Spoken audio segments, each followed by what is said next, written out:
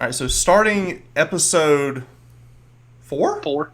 Wow, Four. episode 4. How that for consistent? We're way past a one shot.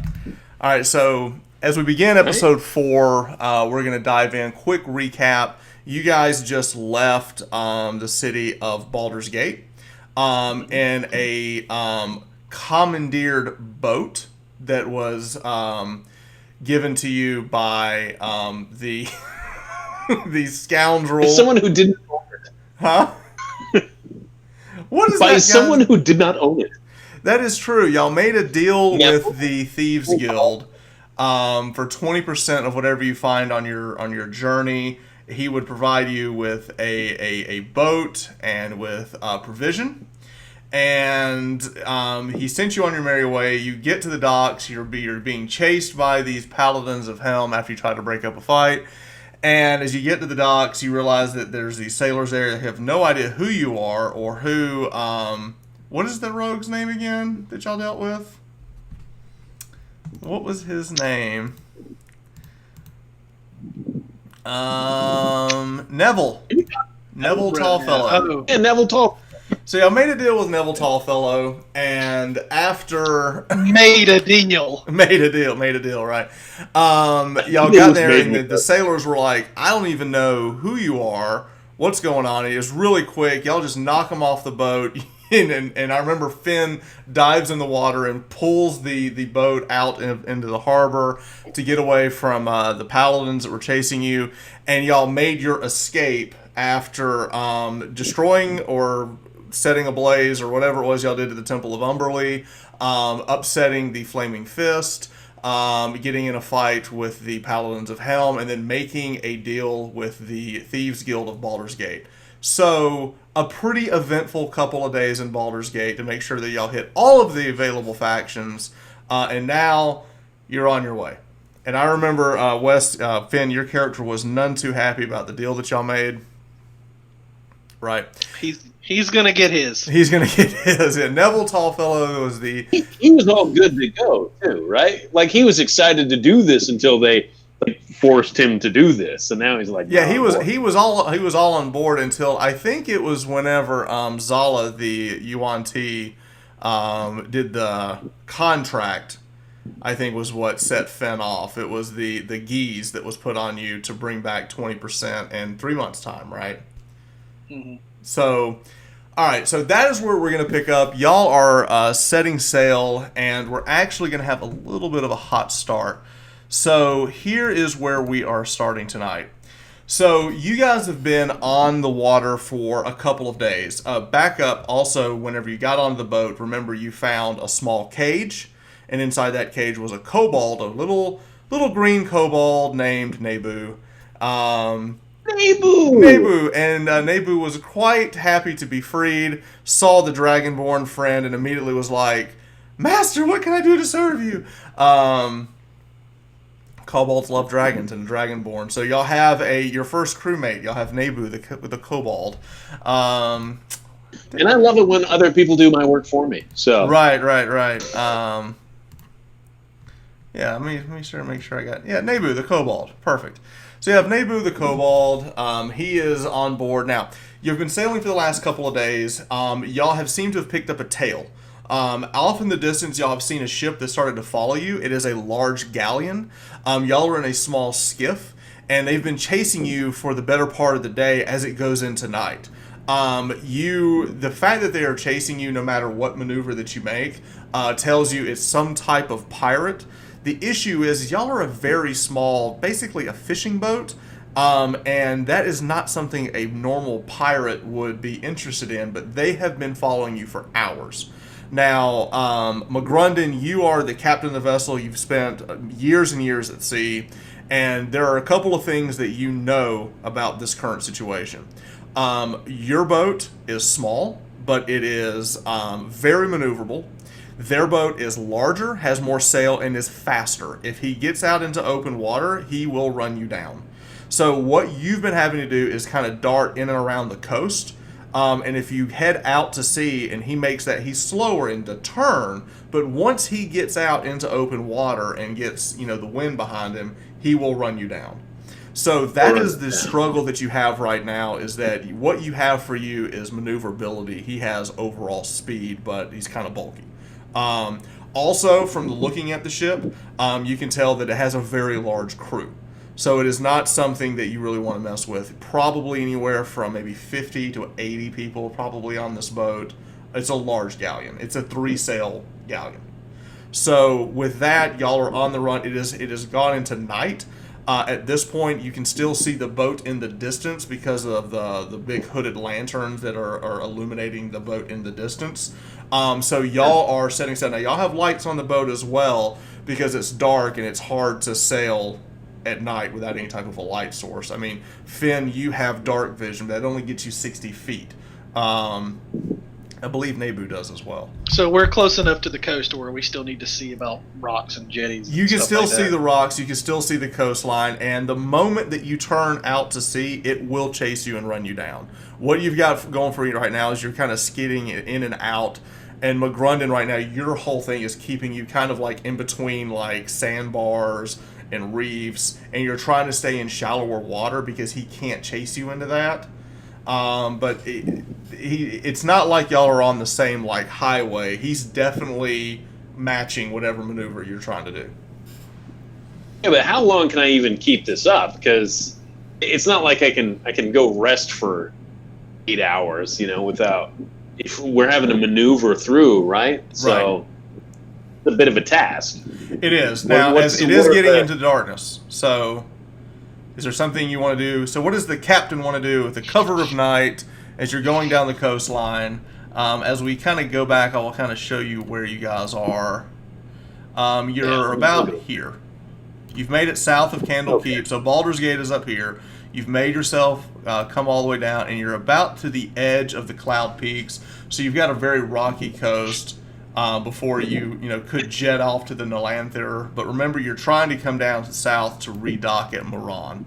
That's the last port before you're going to head to Chult. And we've got a long way to go before we get to Chult, too. Correct. That's a very long journey. In fact, I mean, y'all have a little bit of food. Now, it's interesting. Your inventory, it's a fishing vessel, so you have harpoons. You have lots of rod and tackle and gear. There are nets. There's a lot of wine. There's also a lot of water. There's a little bit of food. It was like they're restocking food. You're definitely going to need to restock in Moran, if not sooner, on food. I could probably catch fish. You absolutely could, yeah. Yeah. How big are these nets? One thing I noticed are both McGrundon and my sheets still 2, because I'm on 2, and I think we were supposed to be 3 at the end. Yes, of that y'all were supposed to be level 3. We were starting this game at level 3. Oh, we're level 3. Yes. Yeah, our sheets aren't right. 3. We'll figure that out. My sheet on D&D Beyond is fine. Yeah. I may have to pull that up. What are the sailing capabilities like for my fellows on the All right, so Nebu has been on a boat for a while. He served on this boat under the previous regime. And from the last few days, you have found out he doesn't know a lot about sailing, but he's actually a decent carpenter. He knows about wood. You've Really? he's a bit of a carpenter. But as far as if you bark any sailing orders at him, like he didn't really even know what a sail was exactly. Even though he's been on the boat for a while, they kept him in a cage under the. So he could be handy, but look out, mop the deck, that type of thing. How is Finn in terms now, of? Glendon, he pulled us away. Glendon the Furbolg is with you as well, and he's never been on a boat. So he's just been, He's a fourth guy. Right. Glendon. I forgot Lyndon's name. Lyndon. Glendon is here as well. What about Finn? Finn has lived water, but what about actually moving a boat around? Finn, you've been on a boat some. You know your way around a boat. You know more than everyone except McGrundon. So you understand. Like if he calls out something, you know what he's talking about. And he's also you're good with maps. So you've got cartography. Navigating is a little bit different, but you understand cartography. So the question is, as night begins to fall, correct. maybe if Finn is willing to throw up another fog cloud, we can try and jet towards the coast, make it look like we're trying to find a cove or somewhere to hide out for the night, and try and lose them. It's not very big. It's only 15 foot, so... Okay. Probably not super useful, yeah. If we could find some way to just lose sight of them temporarily, maybe we could cut out into the open water for a little while. Just with the idea is that they also know that if we go out into the open water, they're going to run us down. So they know we have to kind of stick to the coast. So maybe play into that idea and maybe try and get a little ground before they realize that we're going that way, and then cut back to the coast again. One thing I thought about doing is I could swim back to their boat under nightfall and see what I can get into. Because in worst case scenario, I can always just jump off. Well, yeah, and maybe you can screw with their rudder or something that they wouldn't be able to deal with under the water while they're sailing. Mm-hmm.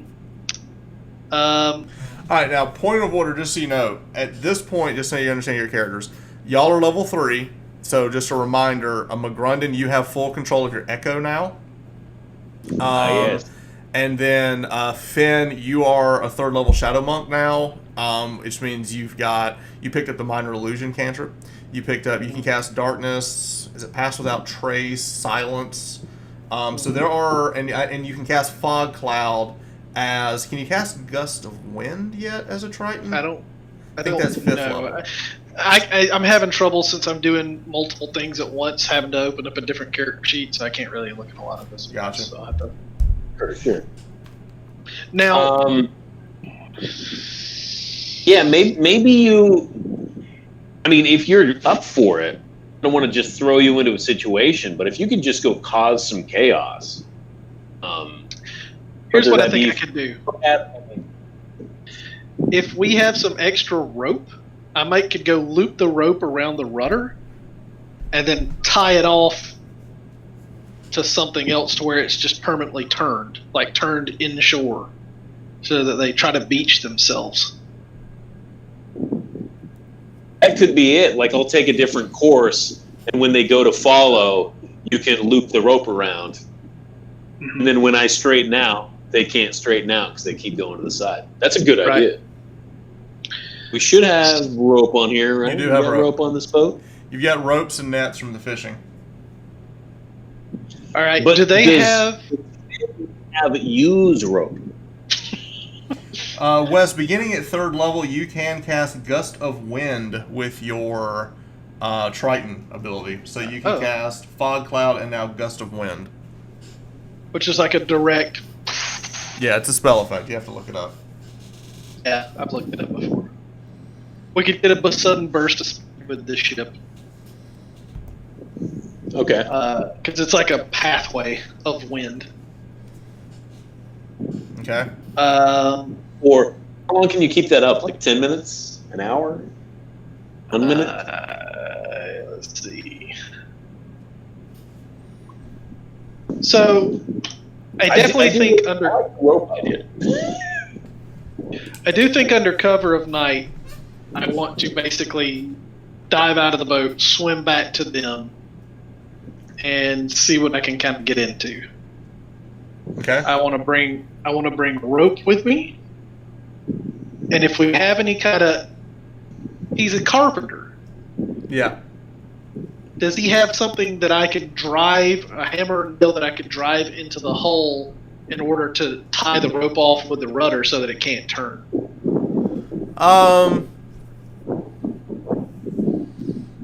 Just like a spike and a hammer. It's going to be hard to do because the wood of a boat is thick, and you're going to be underwater, so that'd be very difficult to do. I wouldn't do it in the water. You do have your magic net. This is true. Do we want to lose it, though? My net. That's my net. I'm gonna put that thing to use. So,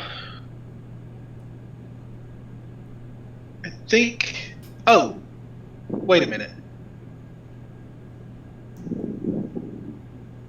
Do we have any swords or saws on board? Do you have like a Dungeoneer's pack or something? Or an Adventurer's pack? McGrundon, you do know that Glendon is carrying a long sword that y'all had from the first encounter with the Flaming Fist. Mm-hmm. Wait. Wait, y'all sold that. Sold all that stuff, yeah. Yeah, I got rid of that. Yeah, never mind. Yeah. We paid it as tribute. Right. So really, I'm just looking for any kind of extra tools. We might have like a saw or a short sword or an extra spear or something that I can. There wedge are into the rudder harpoons aboard the boat. Harpoons. There we go. Harpoons and rope. Okay. That's what I'm going with. All right. So I'm gonna get some what harpoons. you're gonna do is give me exactly the plan. You're gonna dive and head directly towards the other boat with the rope and harpoon. The plan is what's McGrundon's plan at this point? Once you get to the boat, is he turning out to sea? He's just going to keep doing what he's doing. I just have to keep with the plan because I'm not going to know. And once he signals me somehow, then I'll turn towards the coast, like closer to the coast, and try. I would just say, just keep fishtailing around until you notice they don't follow, and then I've succeeded or I haven't. Okay. I'll do that. All right. I'll keep it up as long as I can. Okay. All right. All right. So you jump into the water. You have harpoon. You've got your other spear too, right? Or are you just carrying the harpoon?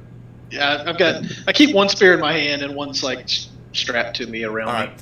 So you've got your harpoon, you got your spear, you've got your rope. You dive in. The Triton disappears into the water. As he goes, the sailing capability of your skiff just dropped dramatically because now you have Glendon, who looks like he's like sitting up front. There's like a dolphin up in the front that he's talking to.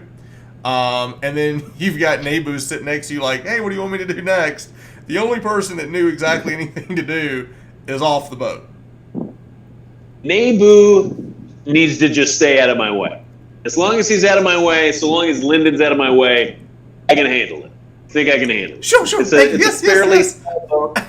I'll be all right. Nebu's just in there like, of course I'll stay out of your way. And he's like, he backs up like a foot just to watch you in action. All right, so you continue sailing. All right, so what I would like for you to do is... If he ever gets in my path, I'm just going to run him over. Okay. McGrundon, give me a quick sailing check. If this is going to be intelligence plus proficiency modifier, since you have water vehicles in your background. All right. Oh, I turned off the roller. Let me go to roll D&D Beyond. Or roll 20. So that is going to be... 7 plus 5? Plus 4, so 11. What's your intelligence modifier? My intelligence modifier is a 2, and my proficiency bonus is also a 2. So 11. Okay. All right. Okay. You kind of start sailing. You don't catch the same wind that your adversary does. He begins to catch up. Oops. Sorry. So let's kind of just show what this. All right, I'm only playing coy with him. Only playing coy. All right. So just to kind of give us an idea here.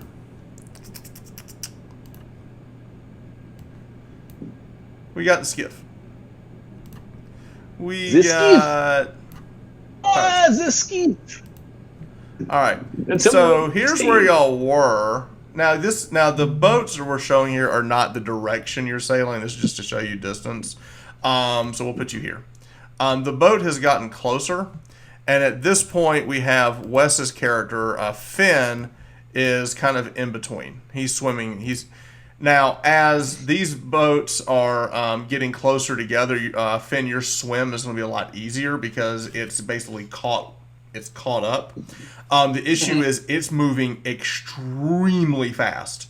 in the water because it basically caught a gale of wind and the sails picked up and all three sails are now pushing towards the smaller skiff. At this point, what's going to have to happen is you're going to have to make either an acrobatics or an athletics check, it's your call, to try to grab onto the bottom of the boat as it's going to go by. Explain to me exactly what that's going to look like as you're like basically underwater and this boat's coming. How are you going to grab a hold of this boat? So I'm taking two ends of the rope, and I'm getting as close to the rudder without catching a hold of it. And as it's coming by, I'm throwing the rope around the rudder. So you're going to try to time it. Yeah. Well, I'm just going to hold it where it hooks it as it comes by. Okay. Acrobatics check to see if you actually land that. Okay. I don't know roll runs. So we're going to roll the first one, which is a 16. All right. That's good. All right, so you managed to throw the rope up around it. At this point, you're going to get drug by the boat as it goes through. You've got the rudder with the rope. Now I'm going to need an athletics check to hold on to the boat. Athletics check to hold on to the boat. You're basically getting dragged now by the galleon. Yeah, but I'm underwater. Still getting dragged. Okay. I feel my reasoning is sound. I understand this is your place. Okay, so you're gonna lose the rope as you're like you grab it, and then the force of this thing dragging you lose it. It slides out of your hands. At this point, you're gonna have to make the boat's leaving you. What do you want to do as it's trying to get away? I'm pretty sure if you're behind a boat, you're in the wake, and it's not like it's just leaving you. You're still swimming. Right. What I'm saying is, I think as long as you're behind it and not beside it, it's not as hard. I think you can catch. I'm giving the Triton the fact that they're super fast underwater. I understand you have a swim speed of 30. You can try to catch up to it. Monk, and I can dash and double it. Right. All right. So this basically, I have a question. Yeah. How dark is it under the water here? It is very dark. Is it very shadowy? It is shadowy. Yeah. But he's not that kind of shadowy yet. That doesn't happen until 6th level. All right, so using your monk ability, you can absolutely move dash to try to get back up to it. At this point, you're swimming, you're like right up to it, but it's taking everything you've got, because I know you can move. You've basically got your 80 feet, your 40 feet for your movement, then you got another 40 foot for the dash. I'm counting you can move through water like you would run. So I'm basically saying you're basically like just hauling it, getting up next to this boat as it's moving closer to the skiff. So at this point, you're right up next to the rudder. You're still holding the rope in your hand as you're just like swimming as fast as you can. What do you want to try to do? I'm going to try to jam a harpoon into the rudder to hang on to it. Okay. I don't know exactly what it looks like, so I'm assuming there's multiple parts. I'm just trying to jam it in there so I have something to hang on to. Okay. We're just gonna make this an attack. You're just basically attacking the hull of the boat. Okay. So give me an attack. It can be finesse. I know for you stat wise, I think it's the same. So I mean, I just roll my unarmed. I guess it's +4 attack. Is that right? That sounds right. Yeah.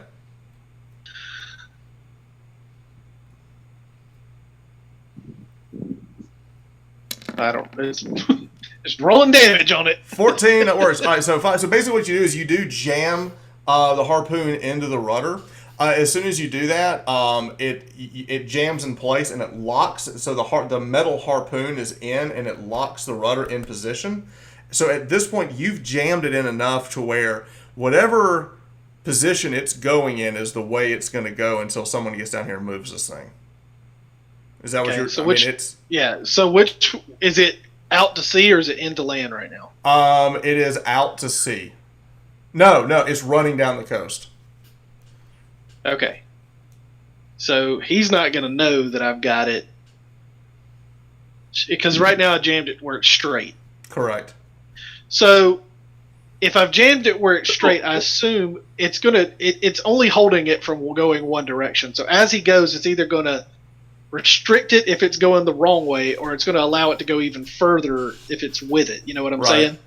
Do you want it to be able to go inward or outward? I would rather it be going into the coast to where it's stuck so it going can't go in the outward. coast. Okay. Right. All right. That's fair. All right. So you've jammed the rudder. And I'm just kind of hanging on, just like going with it, letting it drag me. All right. So, McGrundon, what are you doing as you're sailing? It's catching up. I'm still in and out, trying to use the maneuverability of the skiff to try and gain some ground. Give me a sailing check. As much distance as I can.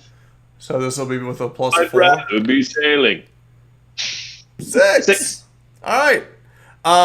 You're turning back and forth, you momentarily lose the grip of the wheel, because as you look down, you see that Nebu is trying to like polish it as you're using it, and you lose and it slips out of your hand, so that as it spins, you actually like move towards you heading out to sea, where you meant to go in, you went out. And as you are moving out, you've lost control of the rudder for momentarily, as the ship is basically, you're basically like crashing into the side of a wave. At this point, I'm going to have to roll for Glendon, who's at the front of the boat. 7, his athletic. He manages to hold on to the side of the boat. Nebu will roll an acrobatics check. Nebu goes overboard. Would you give me a athletics check? It was short-lived. A short-lived companion indeed. What is that? 6 plus what? You've only got to get a 10 here. The athletics? Yeah. Good news. Yeah. It's a 9. Oh, you and Nebu both go overboard as you crash, so the skip goes off the side. So you're basically adrift. The boat is basically like going off the side. You're off the boat. Nebu is off the boat. Glendon, the only person on the boat at this point, is the Furbolg, who's never been on a boat, doesn't know anything about it. So the ship is basically like careening off to the side. At this point, Finn, you have no idea this has happened because it's so far away. How far away is Nebu? All right, so you start splashing around. Give me a quick perception check. A quick perception check. Plus 4.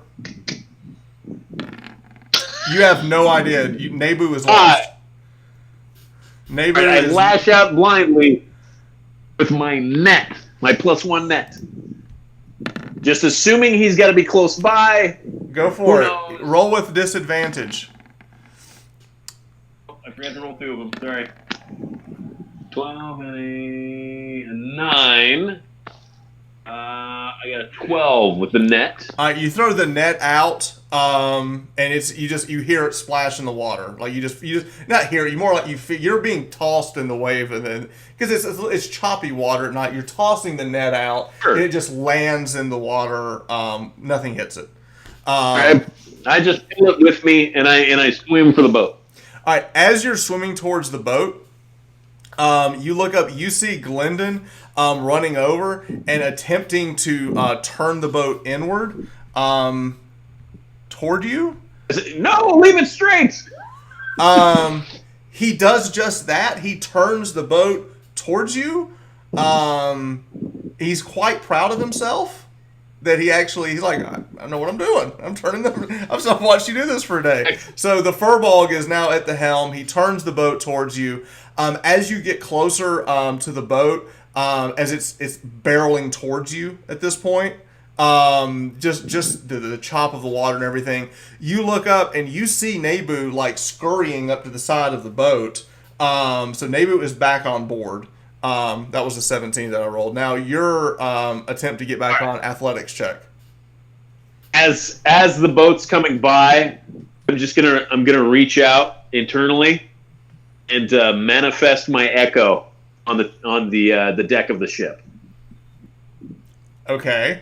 As you do that, the manifestation of the other you with the longer horns, the big tail, is now on the boat. Okay, I'm going to try and reach out even further and replace the echo of myself with myself. Okay. As you are focusing in on that, right before the boat hits you, you see yourself like there's a split second where you leave where you are and you go into there's a moment of transference there as you're switching like places. In that moment, that vision that you had before of seeing yourself dive off the side of the cliff chasing after the woman, you go a little bit further into that. You see her hit the water, and you see the sharks like move around her, and you see yourself like you get up to the moment where your hands hit the water, and you find yourself back in your other self on the boat. And my hands latch onto the rail of the skiff, and I'm Right. just trying to kind of shake off that vision that I just had. As soon as you get up, Nebu looks over and goes, "Good news, we lost them. Look!" And you look and you see the boat is just going down the coastline as y'all are kind of rocking out into open water. Okay, I'm going to haul it back. I'm going to grab that helm. I'm going to haul it back in and try and just cut all of my speed all at once. See if give it the Triton a chance to catch up. So what are you trying to do with the boat? I'm trying to cut all the speed from the boat. I'm just trying You're trying to stop. Stop. The boat. So basically, you Yeah, run just up trying and to you pull the sail up and raise it up. This is the moment where if you've played Sea of Thieves, you now understand a little bit about sailing. So you pull the sail up. All right. So as you do that, Finn, I guess you're swimming back towards the boat. Well, as soon as I notice that this thing is locked, I'm like, I'm out of here. Okay. So McGrundon, you're able to stop the boat. Y'all are kind of just chopping back and forth in the water. A few moments pass. Finn, you get back to the boat. Y'all have evaded the pirates or whatever they were, as it's going to take them a while to unjam the rudder as it's moving down the coastline. It's moving fast down the coastline. Now, y'all need to go somewhere or do something because once they fix that, they may come back, they may keep going, but y'all don't need to be here. All right. First thing I do when I get back up on the boat is help him get the sails up and gust of wind us and just speed boost. All right, the question is, where are you going? Are you going out to sea in the darkness, or are you going back Can you to show land? us the map again? Here's what I think we need to do, McGrundon. I think we need to go pretty far down the coastline until we find a good cove to hide in because they can't come in super shallow, and just look for some fog or make our own fog and kind of just turn the lights off and let them pass us. I think that's a good idea. We want to make a little bit of headway down the coast, Okay. kind of tail them a little bit, because we'd like to be within a day of the city that we're trying to dock in as well. Probably 2 days sailing. 2 days, 2 days as well. If Could we're we that make far it down, to we one of definitely- those? Hmm? Could we make it to one of those inlets from where we are? Ping the map. Yeah. Yeah, you could. There's a McGrundon, you've been up and down this coast. You know that inlet. You also know that there's a very small island that has a hidden cove that you've seen it. That's near there. You could also heading out to open water is going to be a couple of days to the Nelanther. There are places you could skip Moran, head to Nelanther. There are ports there that you could restock and then head south if you just want to skip Moran altogether. I'm not as worried about the restocking because I'm not going to consume any water. So all the water is just going to the 3 people on the boat, and I can help with the fish. Right? Yeah, but we got to stop somewhere. We got to either stop in the Lanther Right. or we got to stop in Moran. So what's the plan? I think we need to hide out somewhere around that inlet. If not, sail up it, and because we're in a small enough boat, we could sail up it, and they could. Yeah. That is true. Temporarily. I'm kind of in the same spot. I'd like to. I know where that cove's at. If we're out on the open waters, we just have to kind of cross our fingers and hope. I'd rather take some action instead. Okay. All right, so you guys head back out. You bring the sails to. You head back down the coastline. You're skirting south. You're actually sailing behind the boat in the distance, but you're cutting into shallower water. You see in the distance that boat disappears in the darkness. There's a moment where you can see the faint light of the lanterns in the distance, and then all of a sudden you can't see it through the darkness. It's that far down. You sail now. What exactly are y'all looking for? Are you looking for like that hidden cove that you know about on that little island? Are you going to go inland? Are you going to take the river in?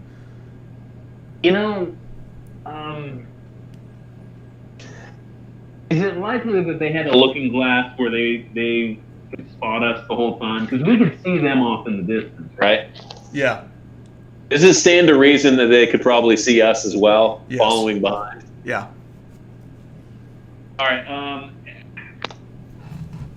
As soon as they're out of sight, McGrunden is going to make an executive decision and take the boat out to sea. Oh. In the darkness, they're gone. Well, it's actually a really smart maneuver. They think you're going back to the land, and as soon as they're gone, you head out into the open water. I like it. We're going for the Nalanther. All right. So y'all are going to go straight to the Nalanther Isles. I'm sorry, Wes. I'm okay with it. I mean, this is like a bird being on a plane. If at any point this goes bad, I'm just going that way. Right. All right. So you guys, you make your way out to the ocean. Y'all are going to spend another 2 days out at open sea. At this point, y'all are going to have some time. Is there anything that y'all want to do while you're traveling to the Nalanthers over the next couple of days? At that point, there's a million islands. There's a couple of different ports that you can make it to. But there's going to come a point where, water is going to get... Y'all got a lot of wine. There's a ton of wine on this boat for whatever reason. So y'all have enough to drink. And I guess, Finn, you can forage and bring up food and whatnot. Mm-hmm. Do I know of any settlements near here? Like Mermaid, Triton, Selkie, anything? Okay, so out in this water, there, well, I will tell you this: you're gonna be sailing over an area that's known to have sirens. So knowing that, there's gonna be a day that y'all need to be careful.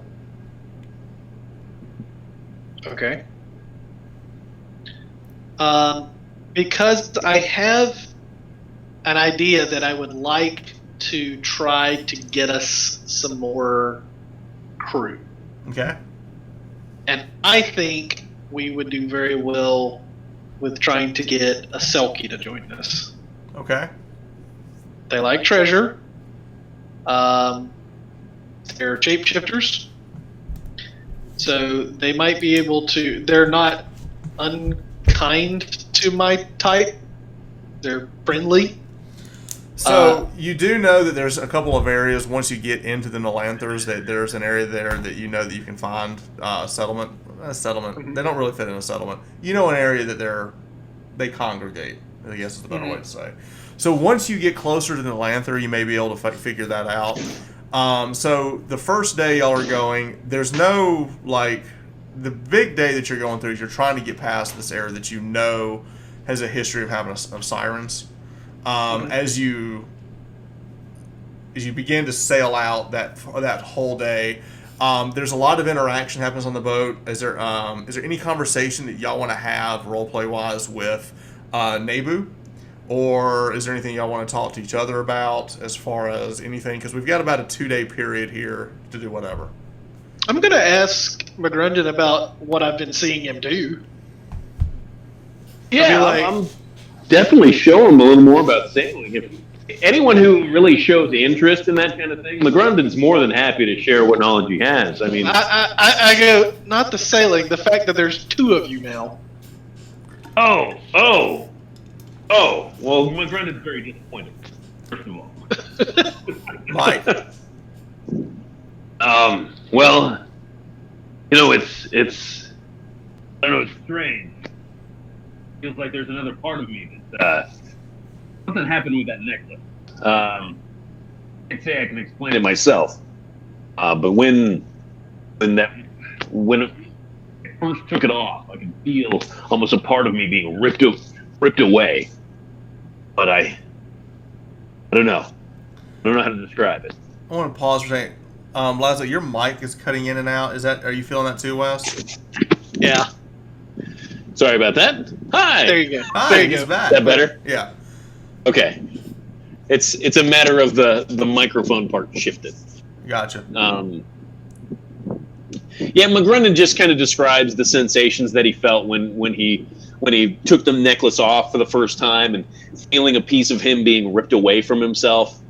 That he really doesn't understand quite yet what's going on. He just feels this other sense of self and is trying to work out in his head what's going on as well. So that's also you. I think so. Huh. Okay. That's weird. But hey. Okay. And obviously, Okay. it's not around all the time. It's just been those two different situations where it has appeared Right. so far. Okay. So, do I know if I'm immune to sirens? I don't think you Because, are. I mean, they try to get you to dive into the water and drown yourself. It's not just that. They do other things. Okay. They So- also eat you. I'm going to look and see if we have any wax on board. Okay. You go down. You go down to the bottom of the boat. As you go down there, you see Nebu is down there. He's taken his cage that he was in originally, the little wooden crate. He's disassembled it, and he's made it into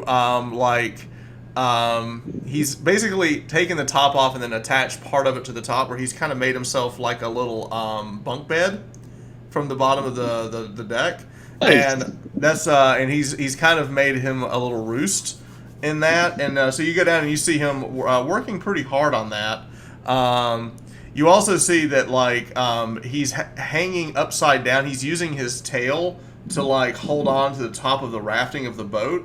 So he's hanging upside down, chipping away, getting this thing set just right. He's got a nail out of his mouth, and he's sitting there hammering on it.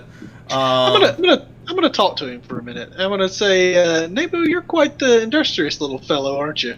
Oh yes. You should see what we did before with our. And he starts going on, and he begins telling you all about these very massive caverns that he made for his previous master. And you quickly figure out he's very good at building, settlements. He knows all about caves and digging and tunneling, and quite industrious. That gives me an idea, but we'll come back to that. I'm going to ask him if he's familiar with working with weapons at all. Stick it with the pointy end? Do you think you could work and develop something for me? If it was involving wood and metal? Pointy end, yes.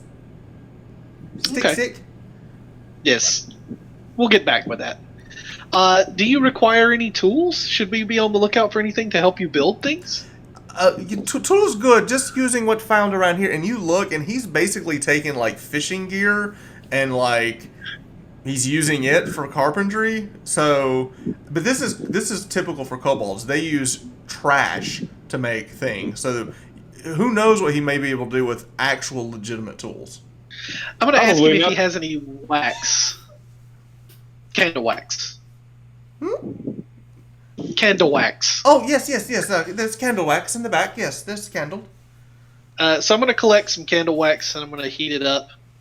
I'm going to tell him that we're headed into areas that are known to have things that can take control of you. And I'm going to ask him if he would rather have wax stuffed in his ears where he can't hear, or if he'd rather me tie him up so he can't get away for a little while and then untie him later. He goes, I'll take the wax. Okay. Point of order, there's a cat behind you. Yeah, I know. She's...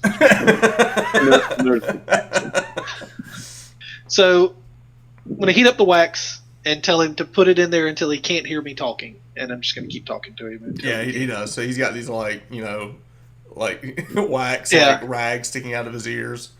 All right. And I'm gonna tell him, don't take it out. Yes. All right. Also down at the bottom, you see that Glendon is down there as well. He's made himself a little place in the back where he seems to be praying and communing. Like he's talking or praying or something. He's kind of in a meditative state in the back. I'm gonna knock on the side of the boat to see if he'll let me approach him. And yeah, he shakes his head, yes. I'm gonna give him the option. Tie you up, stick wax in your ears. You've got big ears, so you'll require a lot of wax. He takes the wax and he puts it in his ears. Okay. Going to McGrundon. Okay. I'm gonna have to give him wax because I can't tie him up because he's steering the boat. He's moving about the boat and he's kind of got the sails set where he's got to be familiar with this tactic. Yeah, he is. I'm telling him they're known in this area, so better take precautions. Oh, I'm glad you said something. I wouldn't clear on that. There's any matter of things down there I don't want to deal with. Thank you. I take the wax. All right. I'll do the same. As y'all are walking on that, give me a quick. Both of you, give me a perception check.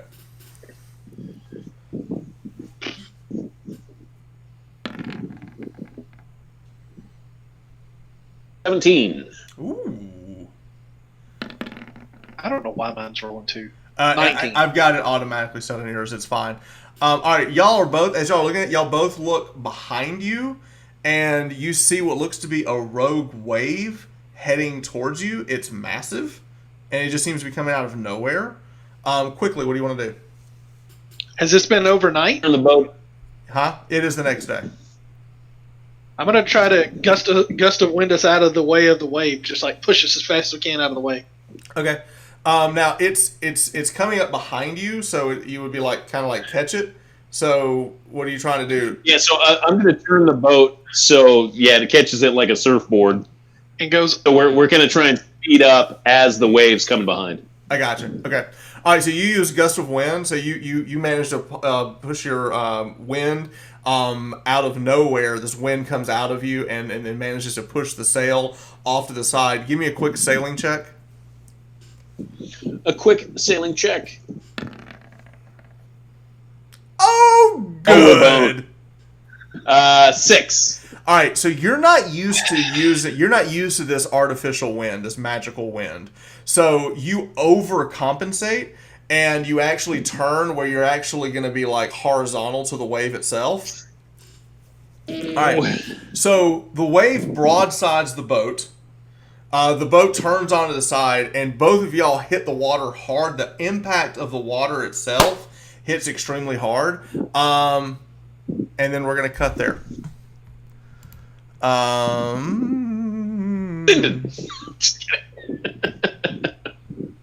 Is Danny back yet? No.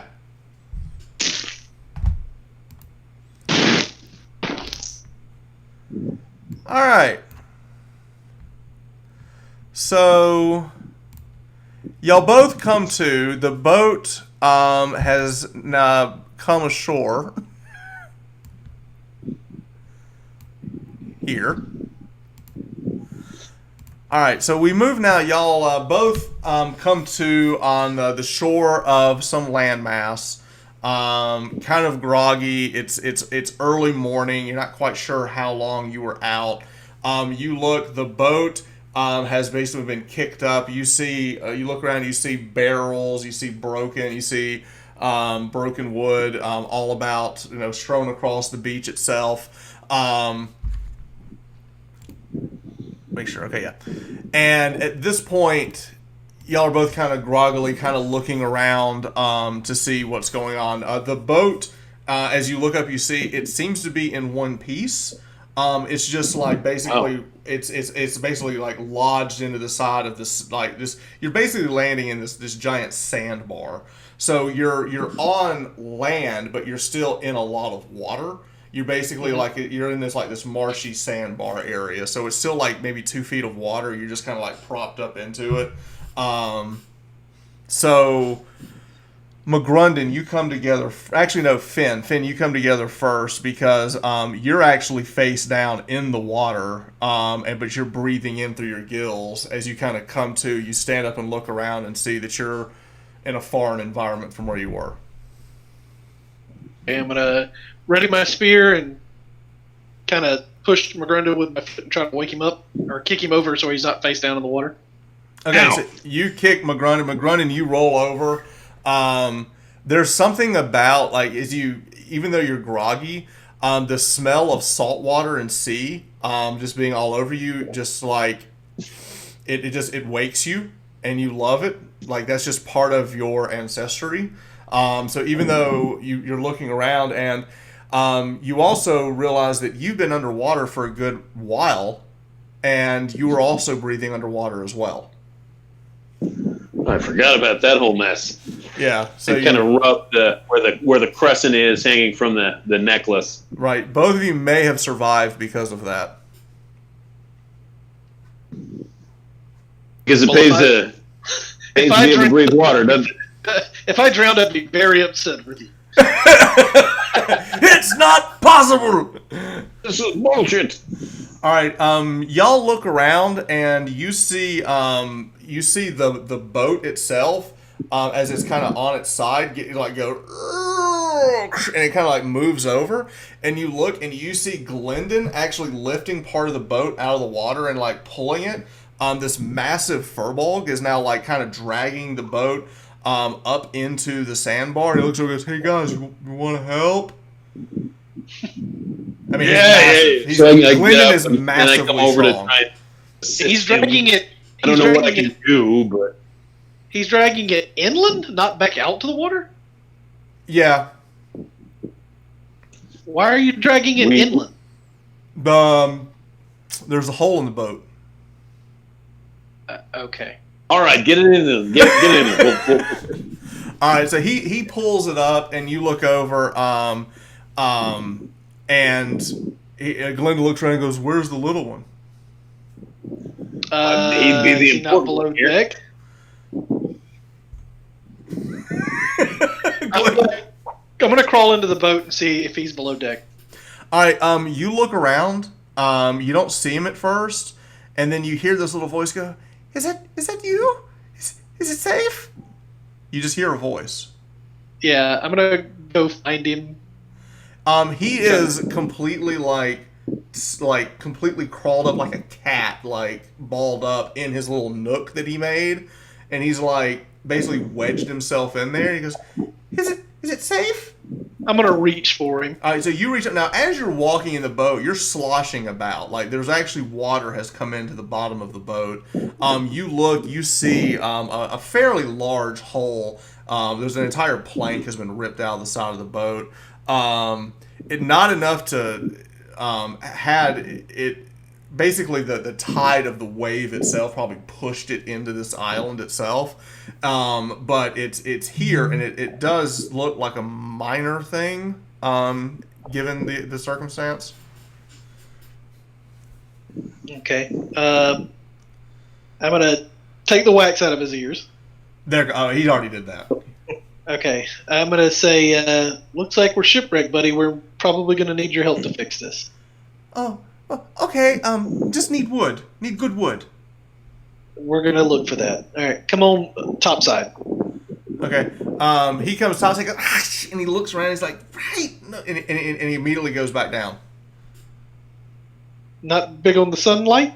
It's a little too bright for him out here, I'm guessing. Very sensitive. We'll try to find you some wood.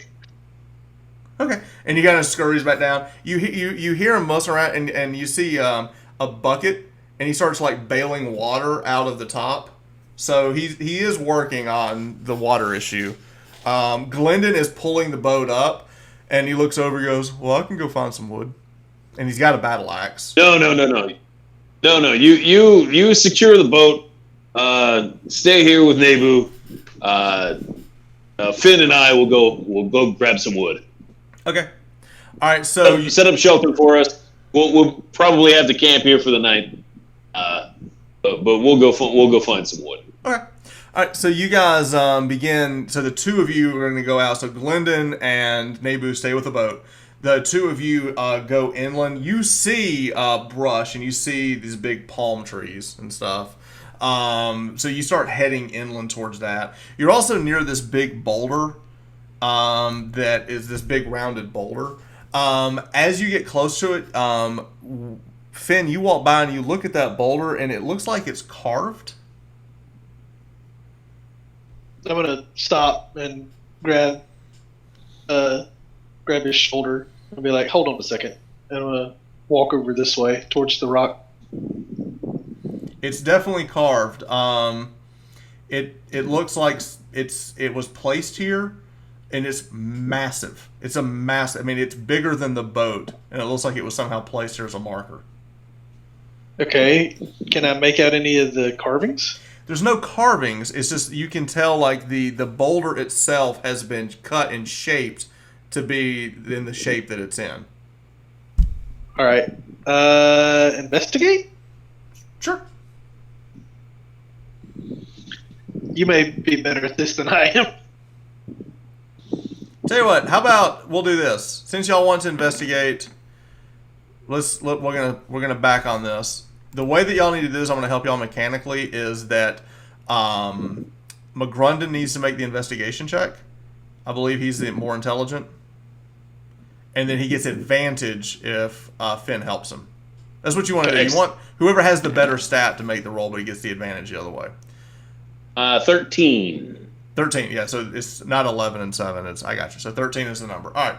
So you start looking over the rock.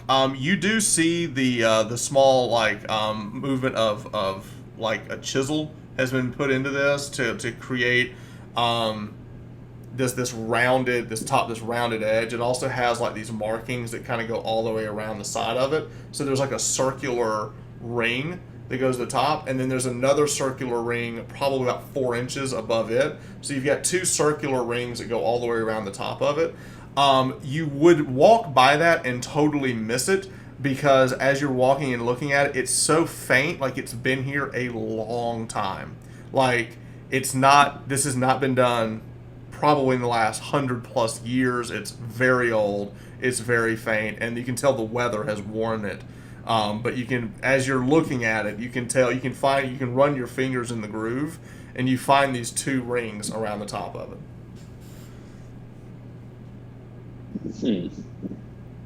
Just two circles? Yeah. I am going to light a torch, just on a hunch. Okay. And kind of use that around the rock and see if I don't know, either I can read the symbols better, or whether that might reveal anything. You light the torch, you start moving it around. As the light gets closer, you can see very faintly, these two circles. There's actually little vertical lines going in between them, so it almost makes almost like a small checker, in a sense, where you've got these two circles going around, and you've got these lines that go around like this. Does this look like something that might be used for a map? Cartography kind of thing? Yes. Okay. So I can't roll cartography, I don't know. You can. It's an intelligence check plus you get your proficiency bonus because you have it in your skills. Yeah, it's in the skills, but what is it? So you're going to roll it's basically an intelligence roll plus your proficiency modifier. So just roll intelligence. I'll hear my dog want. Alright, how do I roll intelligence? So you get a +1 to intelligence and another +2 for being your proficiency, +3. So 15. All right. So yes, this Nice. could have been a very ancient and rudimentary survey stone. Hush. The issue that you have is that you don't know. You would maybe need to find a second marker because basically it might be able to tell you like latitude, not longitude. If that makes sense. Mm-hmm. Yeah. Oh, puppy. She's crying. I'm gonna say I think we should go looking for another one of these while we're out here. All right. I mean, we gotta go look for wood anyway. Yeah. Okay.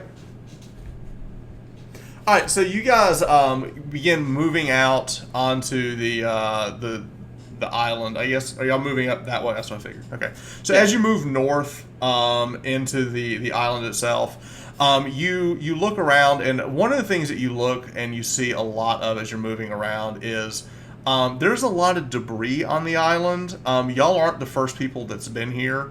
Like shipwreck debris? It looks like people might have camped here. Like you find like stone circles. Maybe someone made a campfire a long time ago, but it's still there. Like you still see, it's not like a perfect circle, but you'll see like a couple of stones. One is missing. You don't see where a fire would have been there. You see like grass and shrubbery, but you see the stones are still sitting there. That would have lasted a long time. I'm gonna tell McGrundon. I have a feeling this was like a pirate's camp, or maybe even a pirate's island. Do I get the sense of that? With pirates, anything is possible. With pirates, anything is possible. I heard a wise man once said that. That's right. That was me. That was me. So at this point now, I really want to investigate this island. Like, we've got time. Right. Okay. So you're moving around. You see lots of trees. You could easily cut any of these trees down. So here's the question. Do you want to go ahead and do the tree thing now, or are y'all more like piqued interest?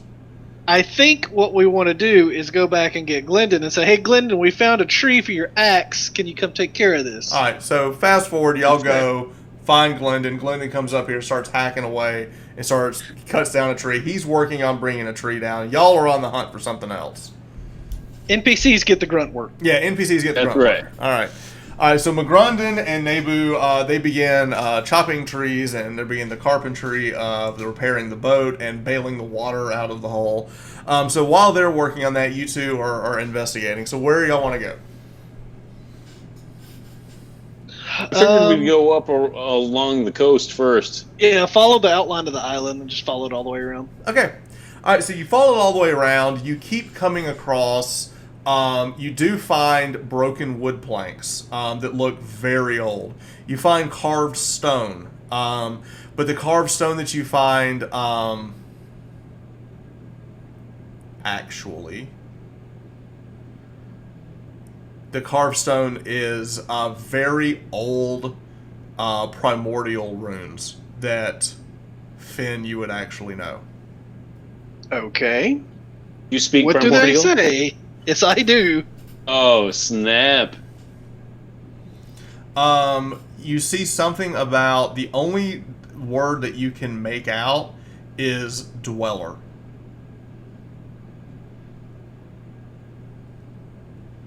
Okay. Now I'm going to look for more things around as I were keep investigating. All right, so you keep moving around, and now I will say this: the rune that you found that said dweller, it looks to be similar than the stone that you found before. Very old, very faint, and that you found in a small rock. Ooh, what is this? Religion. Religion. Never heard of it. Okay. This is where you found that. So you found this, and then you found a small stone here that had it. This was not even a boulder. It was more like almost like a like clear slate. like flat. Yeah. Wow. I see this, and I don't know if it's on a higher level or a lower level. Is that up or down? That's going to be on a lower level. All right. I see this, and I want to go check it out. All right. So y'all cut through the woods. There are birds on the island that you see.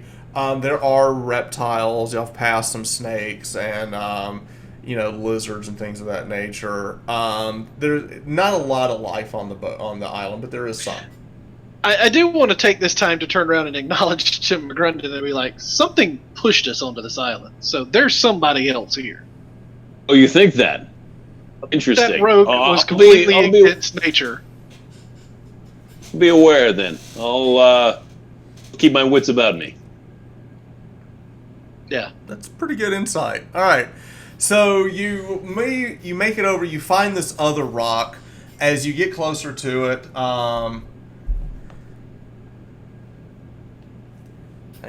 as you get closer to the other rock, you look about and investigation check.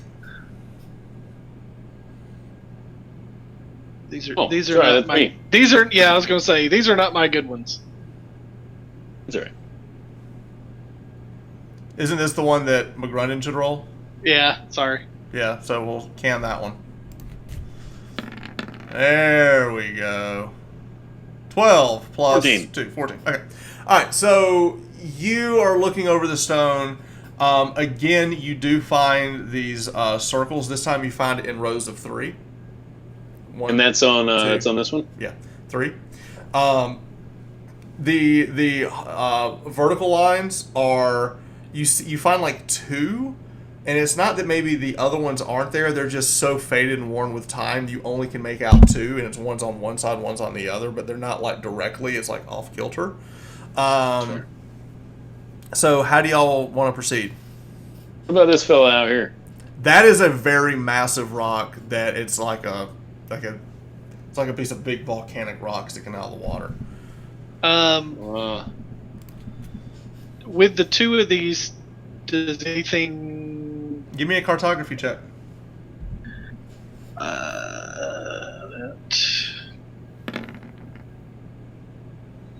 So plus proficiency would be 14.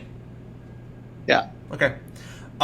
Looking at this, as you're looking at the 2, this is a very old system. It's something called meets and bounds, and you're kind of understanding a little bit about this. Thinking about the other rock, and the vertical lines are not haphazard. The last one there were 8 around. This one there are 2. And as you're looking between the 2, it's giving you a distance measurement between the 2. So basically what you're able to do was pulling these 2 together, you can basically now triangulate. There should be another rock between the 2. Between the 2. So I guess Somewhere we're between going to here and here. investigate this area. Okay. All right. So where are y'all going? Send me, ping me. So gonna head up here and go our way down through here. All right. So you scurry up the rock. This is the highest point of the island, and as you scurry up the rock, you look down, and you see in this area right here, and you're on the top of this, but you see an opening. Ah. Okay. Well, I'll Finn, say- shall we check it out? Might as well.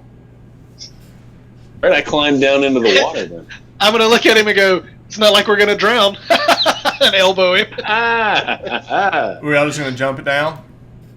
Well, I'm gonna meander climb or- down. Yeah. All right, both I y'all don't give need me to hit my head athletics on a rock. checks. You know what? For the sake of argument, y'all taking your time. No athletics. Y'all climb down. It's a very easy climb. I'm gonna give it to you. All right. So you guys head down. You get to the very bottom of and you dive into the water. You're actually swimming into the darkness now. At this point, Finn, you can see fine up to 60 feet. Once you get out, the only light that you're seeing, McGrundon, is the light coming behind you that the sun is basically eking in. This gets dark, and the water eventually comes to a beachhead, and you actually able to walk out of the water into a cavern system. Oh. But it's... Well, once we walk into the cavern system, I'll pull out the ye old torch. All right, so bang the rocks, you get the flint and steel, and light Right. the torch and pull the torch up. Okay, so now as you pull the torch and you look around, the flame flickers. Now, even though you have dark vision, the torch is still better because it gives you definition, and you can see further with the torch. Okay, dark vision is kind of like in an emergency. This is actually better. You can actually see color and definition. And as the light flickers off the stone, you move into this cavern.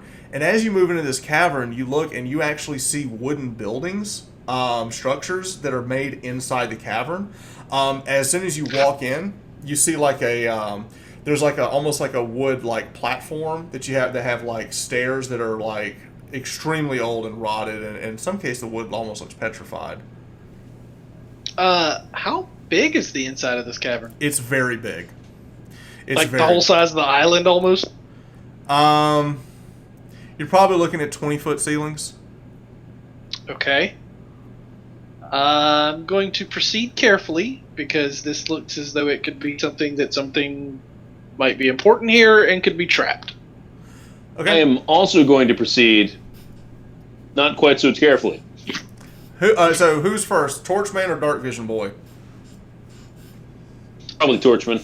Torchman. Well, he's taller than me, so if he just holds it up, it should cast over Okay. me if we're walking fairly close. All right, so y'all kind of like side by side at this point. All right, so you walk in now. The cavern itself, the first thing you get to in the cavern is this wooden structure. You actually have to walk into it. It's almost like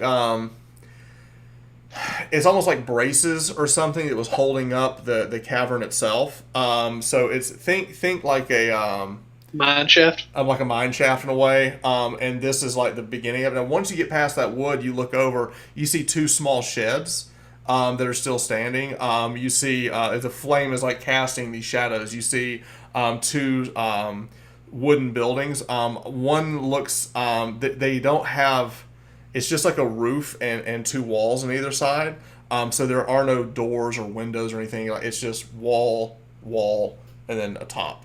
And you see two of those on either side as you continue moving into the cavern. Okay. Continue moving. I'm going to ask McGrundon, left or right? Left. All right. So You take a step to the left, and there's two things that happen immediately. Finn, you look over.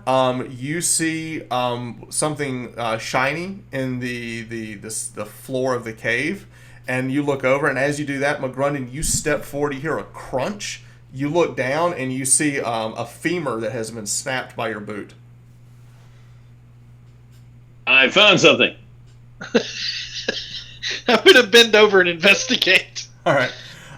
You bend over. Are you investigating the shiny thing or the femur? Are they roughly the same spot? Or 10 feet. I'm going to look at the shiny thing a little quicker just to make sure it's not something that is like the tip of a shiny. weapon. It's not the tip of a Yes. weapon. Okay. Go ahead. So it's just glimmering at this point. Like I can't really make out what it is. Yeah, you'd have to kind of go investigate that. Okay. First, I want to look at what he stepped on. It's a femur. Yeah, you look over. And I Now show it to him. the sand floor of the cave is covering up, but as you kind of go and you kind of kick some of the dirt around, you see the remains of a skeleton, a humanoid skeleton. It's kind of faded and worn to time. It's very brittle. One of the things you do notice is that the top part of its skull is missing, like this large where the eyes are. It's like been broken open, so it's like it's like something crushed both sides of its eye sockets. I'm immediately gonna turn and look overhead and make sure I don't see anything kind of. Your dark vision, you can see perfectly. You got a 60-foot dark vision. You see 20 feet up. You look up, it just looks like a normal cavern floor. You don't see, there's nothing moving about. Nothing looks out of the ordinary. But yeah, it's a good call you look up. Before we take another step, I'm going to take a slow pan around the room and see if anything looks like it might have shot out of a wall, spike trap, something could have stabbed him in the eye. Like Investigation check. That one's all you, buddy. Yeah, this is you. No, look good. It looks perfectly safe. All right, now I'm going to check out what the shiny thing is. All right, so you go and you start pulling the shiny thing. You kick around and you find what looks to be about 20 or some odd gold pieces strewn about. You pick up the gold piece, and as you look at it, you've never seen a gold piece like this. It's smaller, and as you're playing around with it, the coin itself looks like it's hammered, meaning like no one has made gold like that in a very long time. I'm gonna flip it to McGrunden and say, anything familiar about this to you?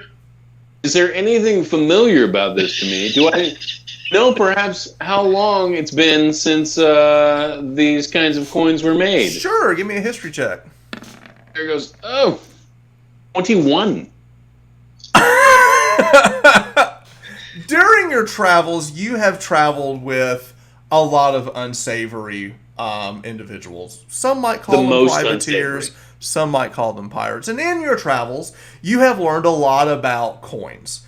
These coins are particularly valuable. It's way more valuable than just a gold piece.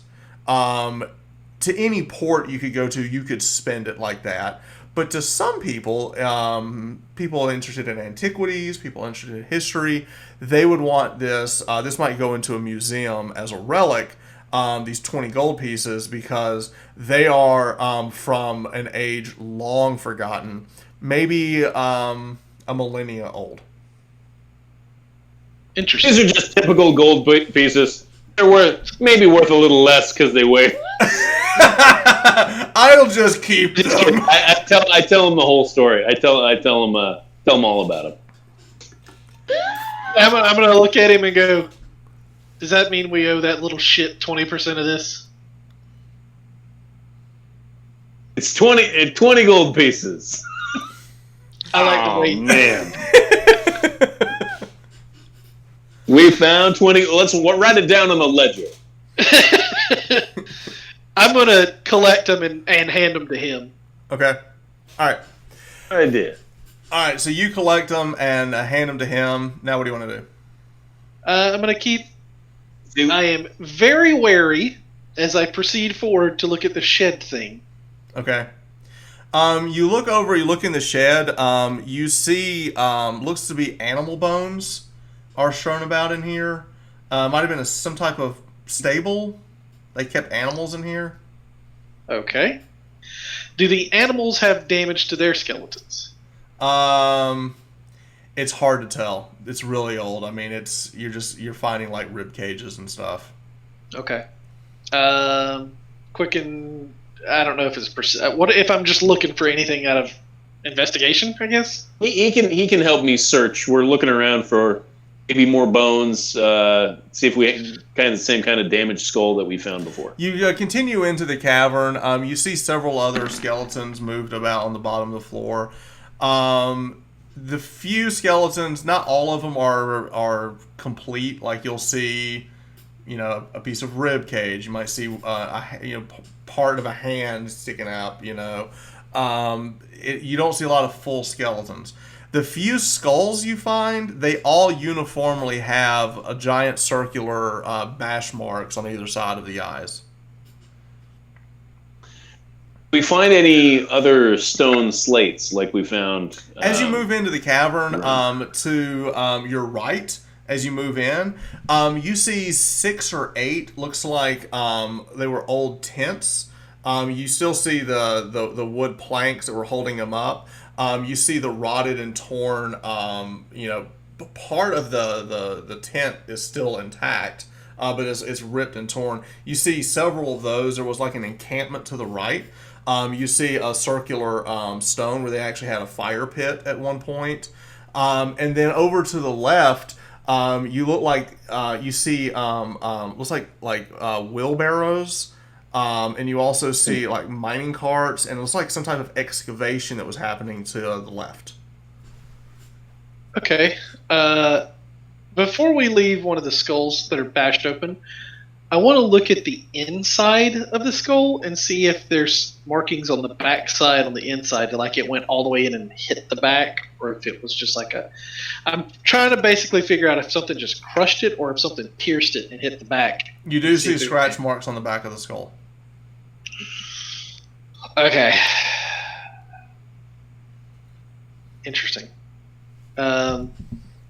Do I know of any sea creatures that do anything like this? I mean, a squid maybe, but not eyes. Okay. Should we have Nebu take a look at the excavation itself? You said that he was. Let's secure the area before we bring anybody else down here, because he'll just step on something and That die. sounds like a great idea.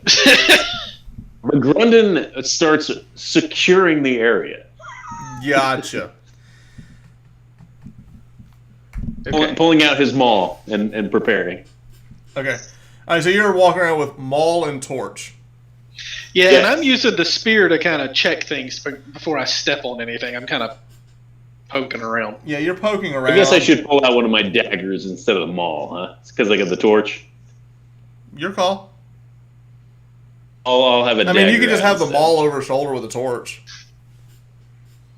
Yeah, but I can't swing that thing one-handed very well. Okay. All right. So dagger, yeah, torch. All right. So as y'all are walking about, what are y'all are kind of splitting up to look around the cavern? What you're doing? Anything that catches the eye as far as like, what is this? What is this? What is this? You There know, like are, as you get closer to the excavation, the stone work goes from rock to some type of slate. And you look around and you see that they were excavating. Looks like something was actually built down here before, because the stonework is completely different. So you've got like this rock, this boulder, like this hard granite, and then you have this slate behind it. And as you're looking into it, that slate is similar to the slate that you saw with the carved word "dweller" above ground. okay. Now I'm curious. I want to proceed this way. Huh? I want to proceed this way. Okay, so you want to keep looking at this. So you look around, and as you are looking, you find more and more. You're actually up on, whatever they're excavating, this rock, and you start looking around, and you see more of those old runic glyphs that you saw before this in primordial. Okay, let's read them. You pick out letters, and it's not enough. Like you see like a G, you see an O, you see a Z. It's like random letters. But there's one area in the center of this excavation that they've got carved out, and the runes are you can read them. Okay. Did you just spell Zog? No, I just picked up random letters. Neil. All right, so you begin reading this out. Now, the way primordial works is you speak all the languages that are primordial, which is like Aquan and Ignan, and it's all the different Terran, it's all the elemental languages. They all phonetically have the same alphabet, but they have different dialects. Sound different. They just have a slightly different dialect. What you're reading here, it looks like it's a language. It is primordial, but it doesn't feel like any of those, but it feels like all of those at the same time. Almost like maybe this predates those languages and may actually be the original language. It's like the base language that all of the others, like there's you know this language well enough to see there's pieces of all of those language in this text. Okay. It's a mixture of the four dialects. All right. And this is what it says. It says, "Long have I heard the cries of my children. Your ilk have slaughtered them. You eat the meat of the fallen and wear their hides. Driven from their homes, they rest in new waters. Leave them be, or I will rise and swallow your realm whole. Okay, that sounds oddly familiar, I would think. Sounds like all these sharks I've been eating. I don't think they're happy. I've never seen someone wearing shark hide, though. So, I'm thinking, what I would instantly think of if I heard this is like a dweller in the depths, or depth dwellers, and I'm gonna, with that in mind, history? Religion? I don't know. History.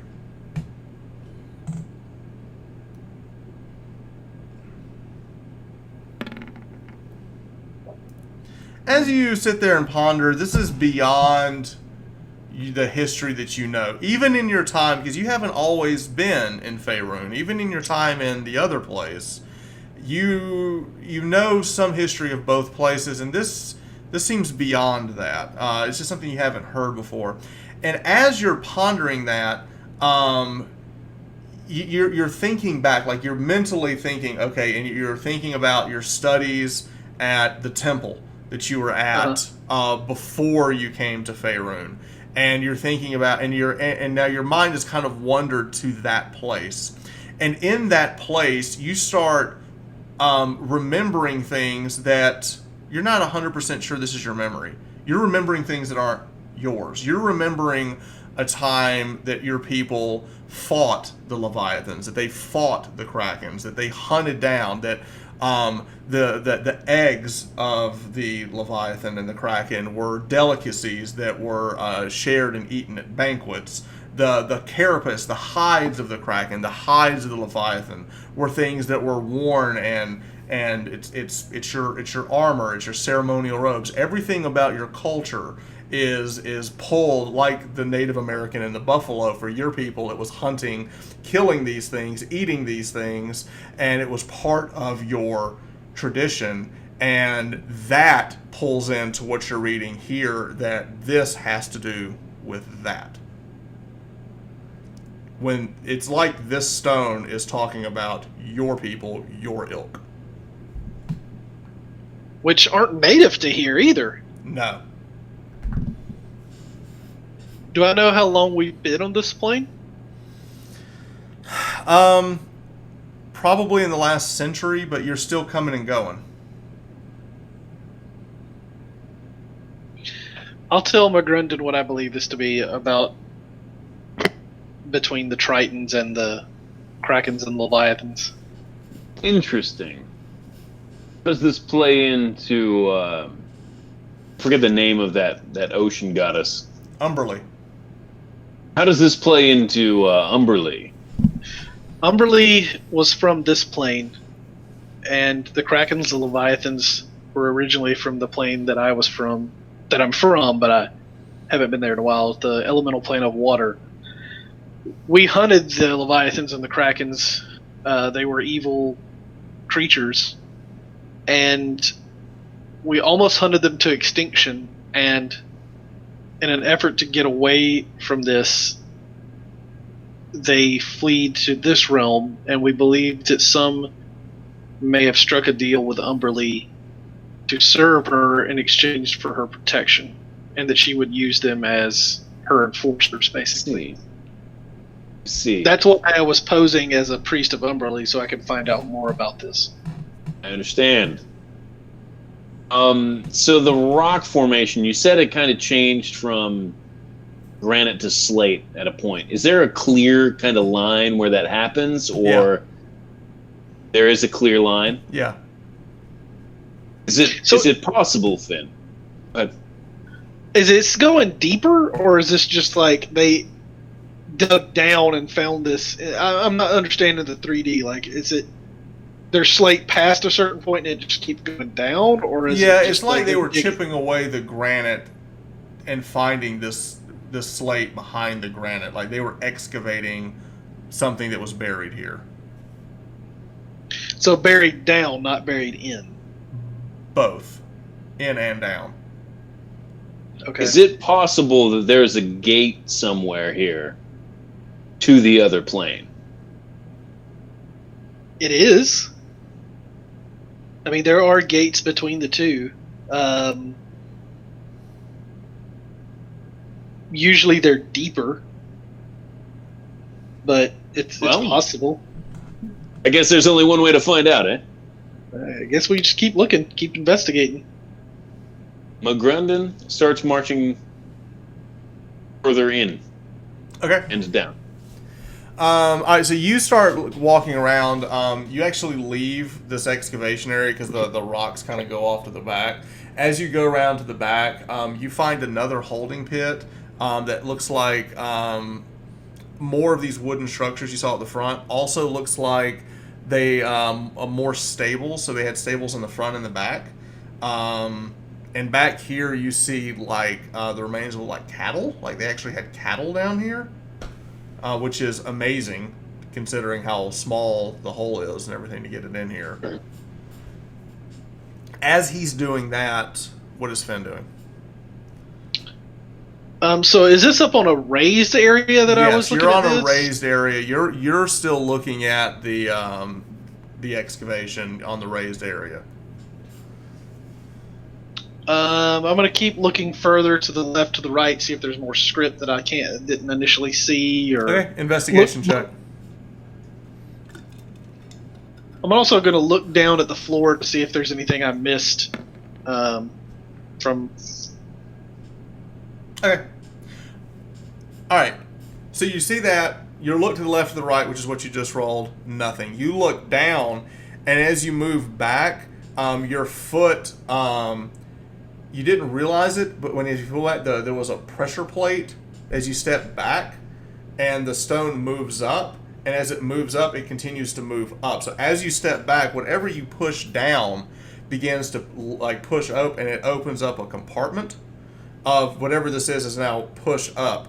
And as that stone reaches up, you look inside it, and you find hidden inside this is this very long, as it's has like a metal end. It's just a giant spear that is hidden inside this chamber. Okay, I'm gonna hesitantly reach in and grab it. So as you get close to it, it has like a blue shaft. It has a metal end to the end. There's a ring. Like the shaft goes to the ring, and then the spear goes to the top. Inside the ring is a stone that is moving that touches no side of the ring. It just spins on the inside of this ring. So it's a spear, a circle, and then a tip off the circle. Correct. Yeah. So it's like shaft, circle, and then pointy end. Okay. In the circle itself, there's a shiny like a rock that's spinning on the inside of it that doesn't touch anything. I'm gonna look at it carefully. As you grab it and you pull back, your mind leaves you again, and you hear this very deep primordial voice speak the language that you just heard, and it says, "Choose."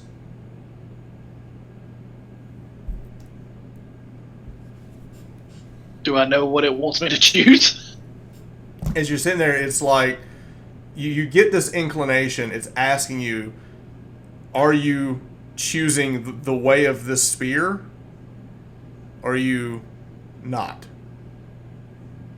Do I know the point of origin of the spear? Does it seem as though it's Kraken or Leviathan in nature? Possibly, yes. It's asking you, are you a guardian or a hunter?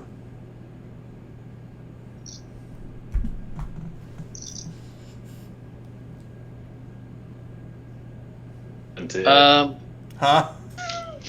Hunt it. Are you going to hunt the Kraken? Or are you going to guard the Kraken? Oh, I'm going to hunt the Kraken. I'm not going to guard it. Okay. All right. With that, the spear gets extremely hot. You push off of it. As it gets hot, it drops, and you hear this rumbling, and the entrance of the cave that y'all are in, it gives way, and now y'all are trapped. Excellent. Okay. What did you do? I made a choice. A choice to trap us in here.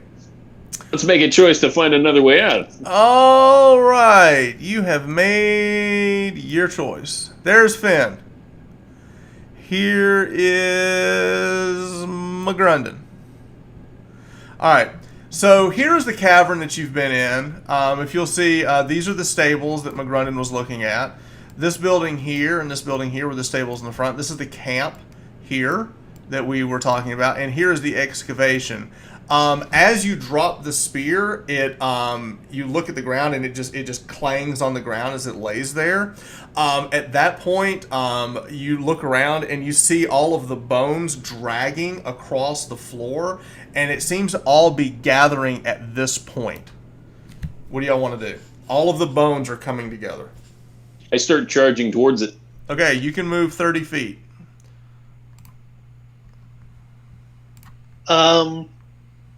What's our diagonals? They're still 5s. All right. I'm going to take a stab in the dark here. So the spear's laying on the ground, right? Yeah.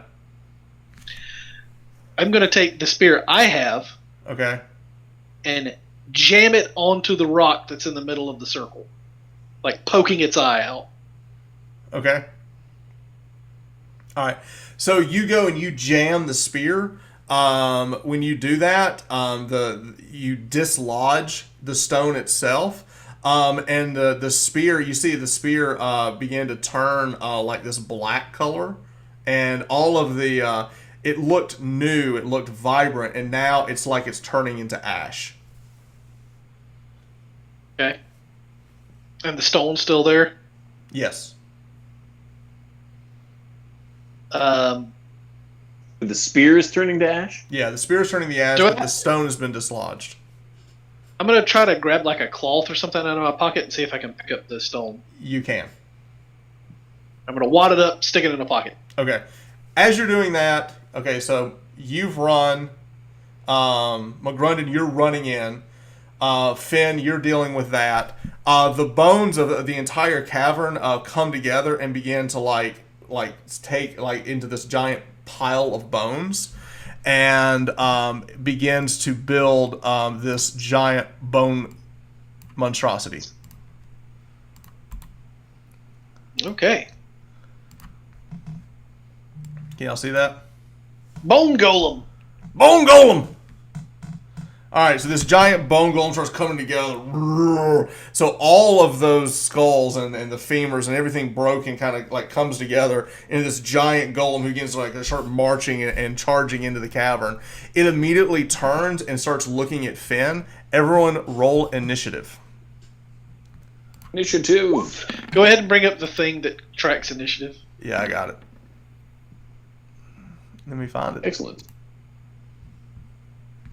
Oh, let's see. Add turn. Oh, mess. Because I think if you wait till you pull that up, when I roll it, it'll automatically grab it. Maybe. Maybe not. All right. Although, is every campaign, my initiative has been ridiculous. All right. I'm going on to 17. Finn's going on to 20. What's McGrunden going at? 17. Ooh, I'm going to let you go because your dexterity will be higher than... Actually, no. It's tied. We're both a 10. I'm still going to give it to you because I roll in favor of players over monsters. So I'll give you that. I'll give you the tie. All right, so start of combat, as this thing moves right, it turns to face Finn. Finn, what are you going to do? I'm going to... So it's, what, 20 feet from me? Yes. And I've got my spear. Alright, I guess we're going to jump down and attack it. All right, so you charge up. You're going to run in with your spear. What does this look like? Also, point of order, we've been doing your flurry of blows a little different. Whenever you flurry of blows, you have to announce it before you make your first offhand attack. Because basically your action is to attack. If you use flurry of blows, you get 2 bonus action attacks. Gotcha. Does that make sense? Because before we were doing it, we were just doing it in the wrong order. Where you were attack, and then attack again if you decide to flurry of blows. It's just a order of operation. All right, so first thing you're gonna do is you're gonna run up. You should be able to control your guy, can you? Yeah, I'm looking at something with key points real quick. What do I have to do for patient defense? Take the dodge action as a bonus action. Okay. Yeah. All right, so I'm going to. How high up is that little platform that I'm on? You're about 8 feet up. So I'm going to do the crouching tiger, hidden dragon, where you jump and then stab out with a spear in the air. Okay. As you foot pedal through the air when there's nothing because you're on a wire. I got you. All right. Yes. All right. All right. So you run, you jump through the air with your spear, launching your spear into him. Make your attack.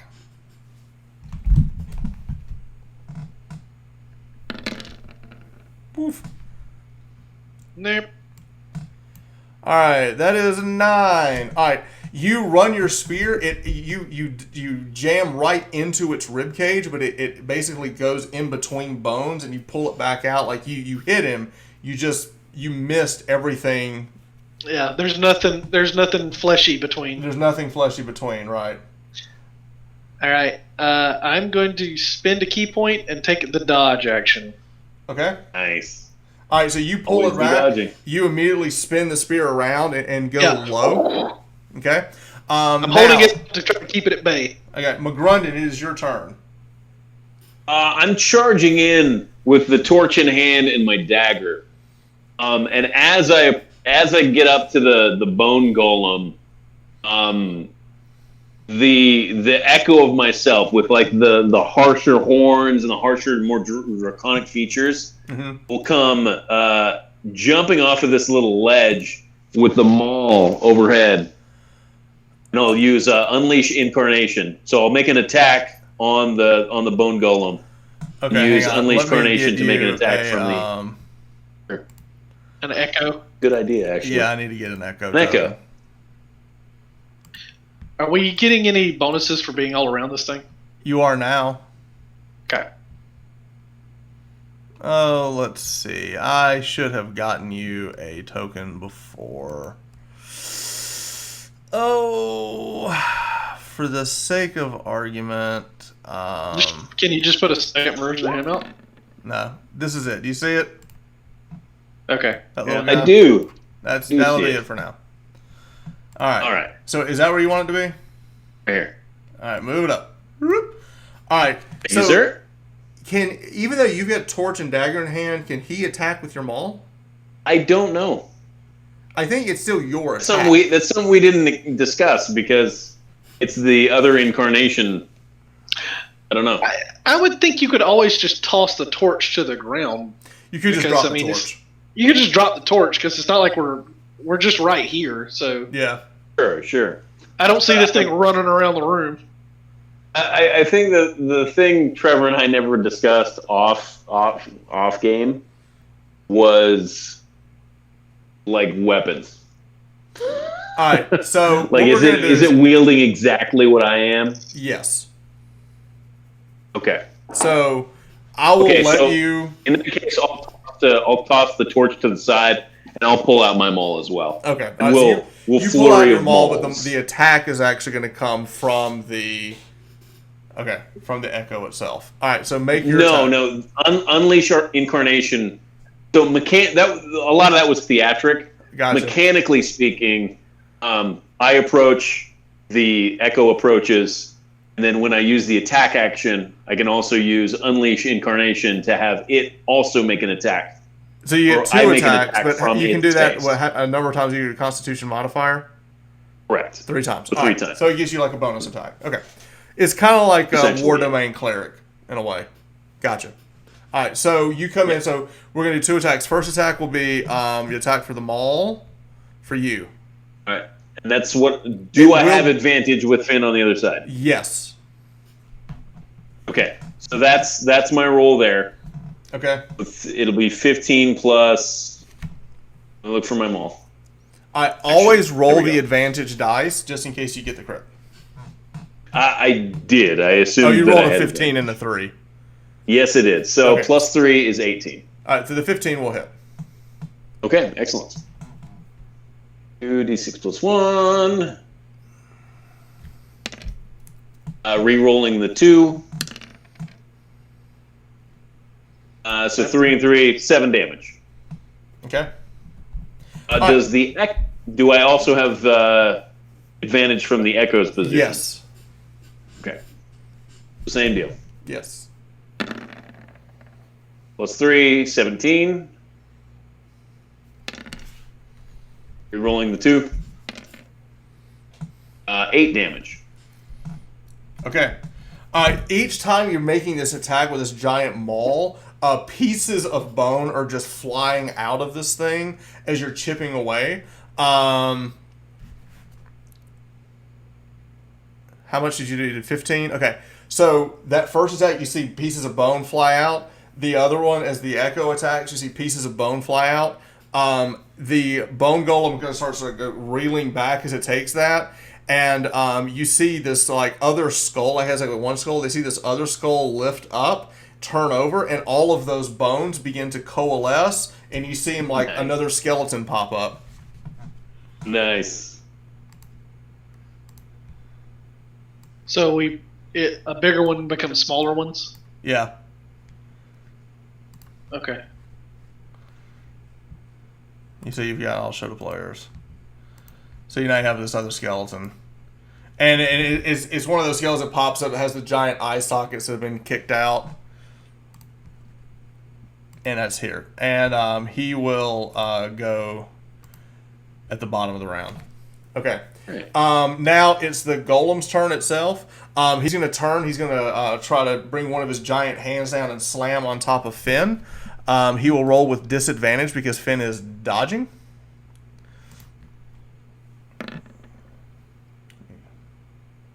Sorry, let me pull up my... Come on. There we go.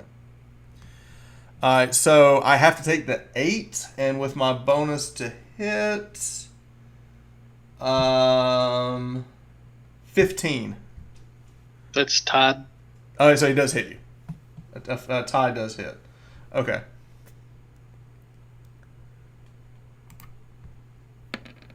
So take 8 points of smashing damage as he comes down. He's going to come around with a second attack. I don't think my hit points are right on the D&D Beyond. That one you miss. That one misses. Should I have 24 or should I have more? 24. What are you? That sounds right. Okay. So you said I took what, 8? 8. And you dodge out of the way. So that first attack hits you, you kind of stumble back. The second attack, you're able to sidestep, quick reaction. Most people wouldn't have been able to do this, but you had enough wherewithal to kind of move out of the way with that first blow for the second blow to come down and misses you. With that, the little skeleton runs up to McGrunden. It will make its attack. Hey! Look at there. He scratches you for 4 points of damage. As it comes up, it's just you are still coming around and swinging the maul around as you get caught off guard as this skeleton just runs and dashes. It digs its fingers into your back and rakes you down the back. As you look around, you see this other skeleton. All right. That is now top of the round. We go to Finn. I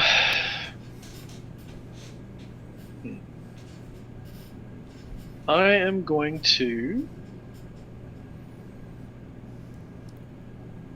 do an unarmed attack.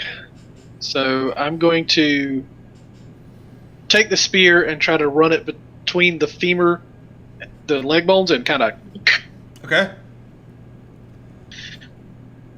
I'm just going to make an attack, but that's the visual of it. I got you. So that's going to be with the spear. So let's do the attack first, and then we'll decide your bonus action. Look at all them dice. This is so pretty. All right, so 22 hits, 7 points of damage. You take that spear, you jab it into the leg. Part of its femur cracks off. It's a thick bone, so it's still there. So you do damage to it, and you pull the spear around. Now, anything you want to do for your bonus action? Man, I can't take too many of these hits. That took a third of my life in one hit. Welcome to D&D. Let's make sure that I don't have anything. I guess we'll go in. We'll try to go down swinging. I'll do. Flurry blows. Yeah. Okay. So spend a key point, do flurry blow. So attack and then another attack. Okay. So this is unarmed. That one is 20. Yep, that'll 5 hit. points of damage. So that will hit. Yep. Woo! 16 with 5 points of damage. That'll do it. All right. So what does that look like? So you hit him with the spear. What do your 2 unarmed strikes look like? So I kind of stab down the spear, crack it a little bit, briefly let go of it, and just kind of like Wing Chun punches, like Okay. All right. to the rib cage, and then pull the spear back. All right, so when you do that, several rib bones actually fall out of it. The entire side of this golem kind of like shifts and breaks off to one side. More bones are now piling up next to you. At this point, as a reaction, that head looks over, looks down at those bones, calls out to those bones. Those bones rise up next to you. So has this thing gotten smaller? Yeah, as it's losing, yeah. Basically, bones are falling off of it and creating small skeletons, which is now here. McGrunden.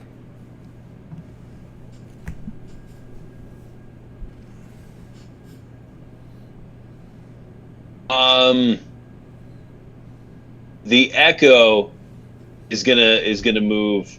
Oh, I can't move. Oh, It's gonna move where right do you here. want to be? There? Okay. Right there, yeah. Okay. Alright. Well, that's a skeleton, right? Oh, no, you're So right. the echo? Yeah, that's the skeleton. Yeah, sorry. So skeleton there. Echo, you want to move it to here? I'll move to there, yeah. Okay. Ooh. Yeah, and then I'll use my bonus action. It can't attack of opportunity because it already used its reaction. Oh, the bone golem did? Yeah. Oh, nice. Yeah, it would be able to Excellent. attack the echo, but he can't. Oh, good. I'm going to bonus action trade places with the echo, Okay. and then breath weapon. Oh, I see. So you can get 1, 2, 3. That's right. Everyone else is playing a totally different game than McGrun, and he's like, "Oh, good, they're in a line. Let me." That's right. All right. What's my Even save? if they're not really in a line, it's like, hey, they're in a line. All right. What's the save? Here comes the The breath save weapon. is a 13. 13. All right. Skeleton. It's a 1. He fails. Bone Excellent. golem. It's a 7. Little skeleton guy. It's a 6. They all failed it. It's going to be 5 lightning damage. There's no bonus to that. It's just 2d6 straight. D6 straight. Okay. Breath weapon ain't great, but it's All right. AoE. Yeah, both the skeletons are destroyed by your lightning attack. The bone golem, this lightning just cuts through him. The bones explode on beside him and then on the forend, and you see the lightning just like move all the way up the skeleton. It's like it howls out. Its turn. It's the skull that was that. He's basically got 2 skulls. The skull that's like lower has like a longer snout that was looking over to raise the other. It like opens its mouth and lets out this like hideous echo. Both of you make wisdom saving throws. Save versus fear. Does anyone have anything for fear? I don't think so. I think y'all do. You said wisdom? Not today. That's a natty. You said wisdom? Yeah. Yeah, McGrunden is not afraid. That was mine. Nice. Yeah. You don't scare me. All right, so 7 listen is 10. Okay. With that, Finn, you will be frightened. What does that mean? Frightened Triton. You are a frightened Triton. While we're it's a let me look it up real quick. You get disadvantage on ability checks and attack rolls. Okay. Can he Also, move closer to the target of his fear? you can't move closer to it.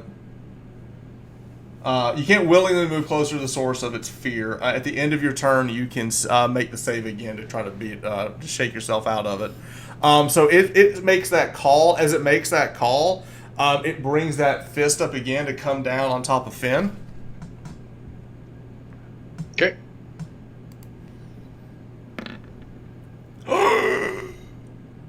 Wah! No! Him cheats.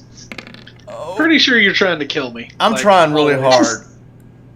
That's actually not bad. That's only 6 points of damage on a crit. Yeah. Nice. I'm at 10. Alright. You took 8 and then you took 6. Yeah. I only have 24 health. Hey, yeah. Yeah, that's 14. Yeah, it is. Alright. Alright, so you take that hit. It totally rattles you as you move backwards. I'm sorry, this guy's gone. Let's delete that guy. Alright. Top of the round, it goes to Finn. Now, It's my anything- Echo. Oh! Did we My forget? Echo's still there. Your Yeah. Echo is still there. It traded places. Oh, that's right. It was the.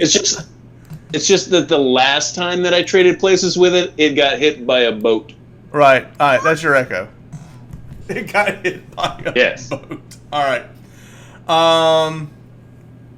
He's gone fishing. That's right. All right. So this is top of the round. It's now Finn's turn. Now Finn, anything you do here is going to have disadvantage.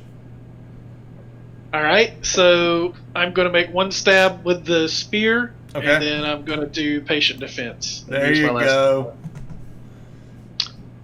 So here is the spear. You know, there's no disadvantage to disengage. So it's a 7 plus Seven. whatever. All right, so you miss. All right, so you miss with that. You spin around, and again, at this point, you're more interested in not getting hit by that fist again. So you missed your attack. You're in full dodge mode at this point. You now can make another Wisdom save to see if you're frightened.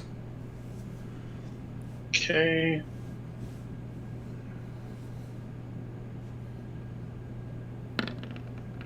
Nope. You are frightened. still frightened. This thing is. You're just playing it smart. This thing is big and scary. McGrundon, it is your turn. I shift my maul to one hand, and I pull out my mighty net. Oh, my +1 net on this foul creature. Roll to net. Rolling to net. I guess I should have looked up. Okay, I'm glad you missed. Don't worry. I don't know the net rules off the top of my head. I read them and I forgot them. But you miss. You throw the net and you miss. All right. Is there anything you want to do? Anything else with the Echo or anything? Yes, I want to unleash Incarnation. And let the Echo attack. Echo will be it will attacking attack with with the maul. advantage. It is flanking thanks to Finn. Thank you, Vin. Oh, I'm just here to take damage and give advantage. That's a It will hit. 18. Give 2d6. 2d6. You're rolling the 2s. Whoa! Yeah, What a 11 difference! damage. A mighty 11. Okay. All right. With that hit comes out. You see part of its pelvic bone just shatter and fly out. Its leg is not attached to it, but is still magically holding it up in some way. But Wow. you actually see that it's missing as it's kind of staggering back and forth. Those bones go and look, and that skull that Echo is looking around. But it's not there yet.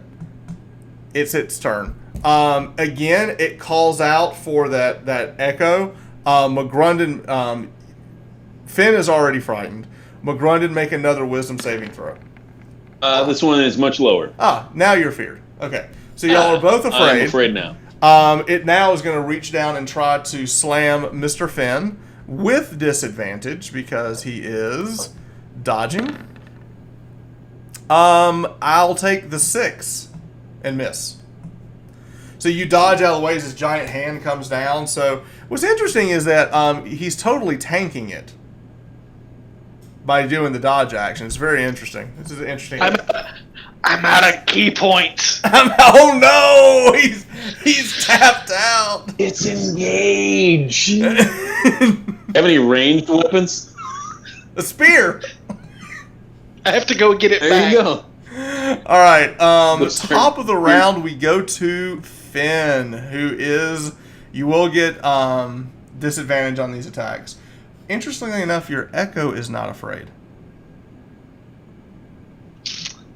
So, I'm out of key points. Can't you make the attack through the Echo?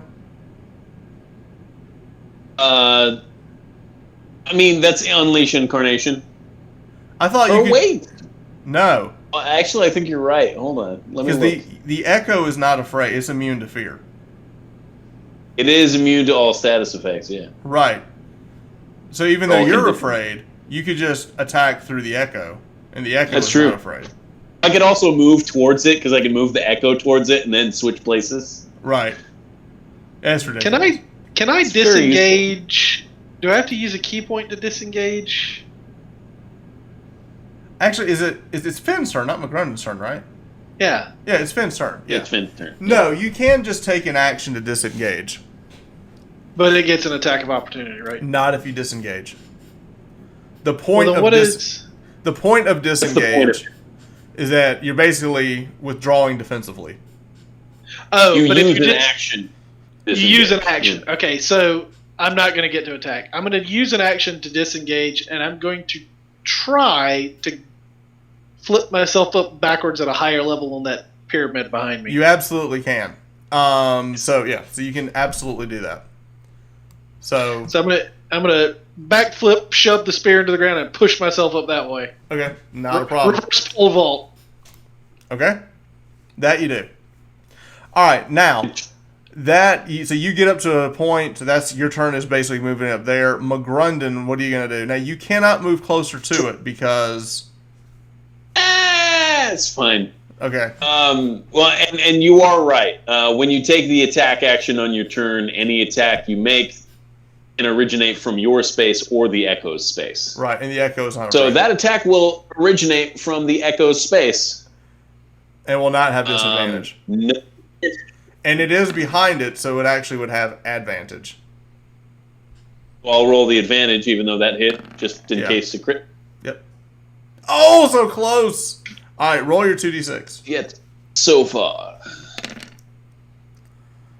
I can't see. You can I'm going to reroll reroll both both of those. Yep. 7 damage. All right. All right, so with that, plus your Echo takes out the leg of it. The whole thing, the leg that was barely hanging onto it, it shatters. The whole thing falls over to the side and explodes, and all those bones just shatter. As soon as those bones hit the ground, they spread all over the cavern. It's like this mat, and it's like they almost like they go back to where they were. Ah. All right, so it is now gone. What do you want to do? The Echo is still there or not there? The Echo's there temporarily. Okay. Do We still have a light you source want here to? too. Do you want to call it here? It's after 11. Sure, it's a good stopping point. So we're gonna stop here. Y'all have defeated the Bone Golem. Y'all are in the underground cavern. We'll pick up next week and see what happens as y'all are still in this unknown excavation.